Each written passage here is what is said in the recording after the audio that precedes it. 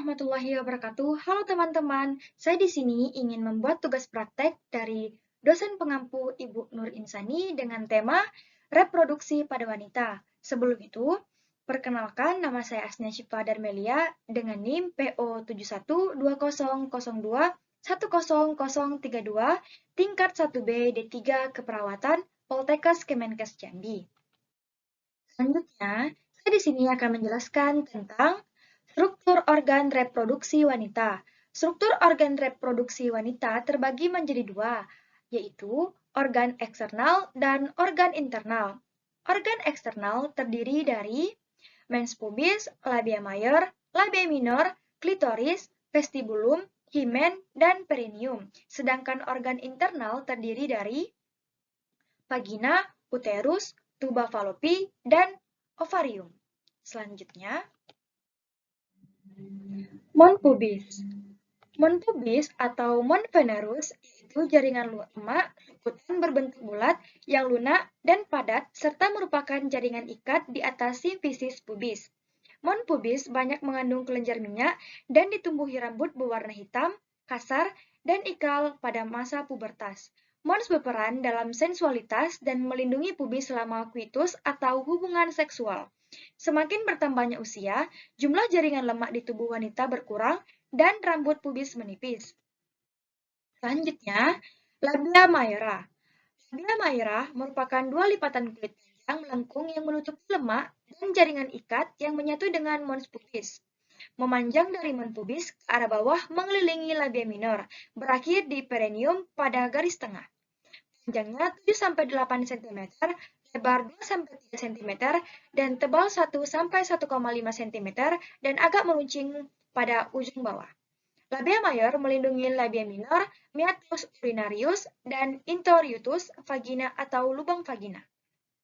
Memiliki pigmen lebih gelap daripada jaringan sekitarnya dan ditutupi rambut yang kasar dan semakin menipis ke arah perineum. Bagian ini mengandung suplai kelenjar sebase dan banyak kelenjar keringat serta banyak mengandung pembuluh darah. Labia minor. Labia minor terletak di antara dua labia mayor dan merupakan lipatan kulit yang panjang, sempit, dan tidak berambut, yang memanjang ke arah bawah dari bawah klitoris dan menyatu dengan forehead. Pembuluh darah yang banyak membuat labia berwarna merah kemerahan dan memungkinkan labia minor membekak bila ada stimulasi emosional dan stimulasi fisik. Ruangan antara kedua labia minor disebut vestibulum. Klitoris. Klitoris adalah organ pendek berbentuk silinder dengan ukuran kurang lebih 6x6 mm dan erektil yang terletak di bawah arkus pubis. Ujung badan klitoris dinamakan glans dan lebih sensitif daripada badannya. Saat wanita secara seksual terangsang, glans dan badan klitoris membesar. Klitoris ditutupi oleh lapisan kulit atau epidermis tipis yang kaya dengan saraf sensori. Menurut seksolog Chess O'Reilly with Dr. Jess Putkas, klitoris lebih dari sekedar sebuah titik yang berada di dalam vulva. Klitoris sesungguhnya memiliki dua kaki, dua pentol, kulup, kelenjar, saraf, pembuluh darah, dan poros. Selanjutnya, vestibulum. Vestibulum berbentuk lonjong, terletak antara labia minora, klitoris, dan forehead. Vestibulum terdiri dari dua muara uretral, kelenjar parauretral atau vestibulum minus atau skene, vagina dan kelenjar paravagina atau vestibulum maius, vulvovaginal atau Bartholin. Himen. Himen merupakan lipatan yang tertutup mukosa sebagian, bersifat elastik, tetapi kuat dan terletak di sekitar introitus vagina. Pada wanita yang perawan, himen dapat menjadi penghalang pada pemeriksaan dalam, pada insersi tampon, menstruasi, atau koitus. Himen bersifat elastis sehingga dapat mudah robek. Terkadang, himen menutupi seluruh orificium yang menyebabkan himen tertutup secara abnormal. Setelah pemasangan alat, pemakaian tampon, atau melahirkan pervaginam, dapat terlihat sisa robekan himen. Selanjutnya, perineum. Perineum terdiri dari otot dan fascia urogenitalitas serta diafragma pelvis. Perineum berperan untuk mengontrol proses buang air besar dan buang air kecil, menjaga aktivitas peristaltik agar tetap normal, dengan menjaga tekanan intraabdomen dan berfungsi seksual yang sehat setelah bersalin. Perineum merupakan daerah muskular yang ditutupi kulit antara introitus, vagina, dan anus. Perineum membentuk dasar badan perineum. Selanjutnya, vagina. Vagina merupakan penghubung antara genitalia eksterna dengan genitalia interna. Vagina berukuran di depan 6,5 cm dan di belakang 9,5 cm. Pada puncak vagina terdapat bagian yang menonjol dari leher rahim, disebut persio. Epitel vagina merupakan epitel squamosa dalam beberapa lapisan yang tidak mengandung kelenjar akan tetapi mengadakan transudasi. Dinding belakang vagina lebih panjang dan membentuk fornix posterior, fornix laterasi sinistra, dan fornix lateralis dextra. Selanjutnya, uterus. Uterus berbentuk seperti buah alpukat atau buah pir yang sedikit gepeng terletak dalam rongga pelvis di antara rektum dan kandung kemih. Panjang uterus 7-7,5 cm, lebar 5 cm, dan tebal 2,5 cm. Uterus pada wanita dewasa terletak di sumbu tulang panggul dalam posisi anteversiofleksi membentuk sudut dengan vagina.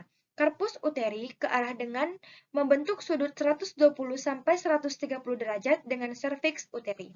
Masih dengan uterus, uterus terdiri dari fundus uteri atau dasar rahim, ditutupi oleh peritoneum berhubungan dengan fasies, vesikalis, dan permukaan internalis. Pada bagian atas bermuara tuba uterin yang menembus dinding uterus. Korpus uteri, di dalamnya terdapat rongga atau kavum uteri yang membuka keluar melalui saluran kanalis cervicalis. Bagian ini merupakan tempat berkembangnya janin. Cervix uteri merupakan bagian uterus yang menyempit, berbentuk kerucut dengan apeks yang menjurus ke bawah dan ke belakang dan sedikit lebar di pertengahan. Cervix terbagi menjadi dua bagian, yaitu porsio supravaginali dan porsio vaginalis. Selanjutnya, masih dengan uterus, uteri interna terdiri dari endometrium, yaitu terdiri dari jaringan epitel dan kelenjar yang banyak, mengandung pembuluh darah, bagian korpus uterioendometrium, licin, dan bagian serviks berkelok-kelok. Kelenjarnya bermuara pada kanalis cervicalis. Pertumbuhan dan fungsi endometrium dipengaruhi oleh hormon steroid ovarium.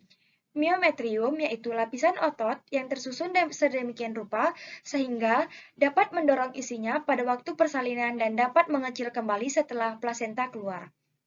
Perimetrium atau lapisan luar yaitu dilapisi oleh peritoneum vascular ditemukan pada dinding korpus uteri serosa atau perineum uterus. Tuba fallopi. Tuba fallopi terdiri dari pars interstitialis yaitu bagian tuba yang terdapat dalam uterus, pars insmica yaitu bagian yang sempit pada sudut antara uterus dan tuba, pars ampularis yaitu bagian yang membentuk saluran yang lebar meliputi ovarium, infundibulum yaitu bagian ujung tuba yang terbuka mempunyai umbul yang disebut fimbrae melekat pada ovarium untuk menangkap telur yang lepas oleh ovarium menuju tuba. Yang terakhir, ovarium. Ovarium, kelenjar yang terletak di kanan dan kiri uterus terikat oleh ligamentum uterus. Ovarium berhubungan dengan uterus melalui ligamentum ovaripropium, terletak pada lapisan belakang ligamentum latum. Bagian ovarium yang berada di dalam kavum peritoni dilapisi oleh epitelium kubik silindrik disebut epitelium germinativum. Mungkin itu saja yang dapat saya sampaikan. Mohon maaf jikalau ada salah kata. Sekian, terima kasih. Wassalamualaikum warahmatullahi wabarakatuh.